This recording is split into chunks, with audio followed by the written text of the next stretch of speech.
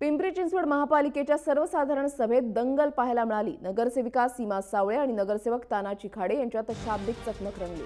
सीमा सावळे paid news देत असल्याचा आरोप नगरसेवक तानाजी खाडे यांनी केला। त्याबरोबरच नगरसेविका सीमा सावळे खाडेंच्या अंगावरच धावून गेल्या। महापौर शकुंतला धरहाडे यांनी दोघांनाही चांगलेच बोल सुनावले। सभागृहाचा अपमान केल्याचा ठपका ठेवत दोघांनाही बाहेर काढलं। तर हा वाद सुरू असताना आयुक्त दिनेश वाघमारे यांनी कानाला फोन लावून सभागृहातून काढता पाय घेतला।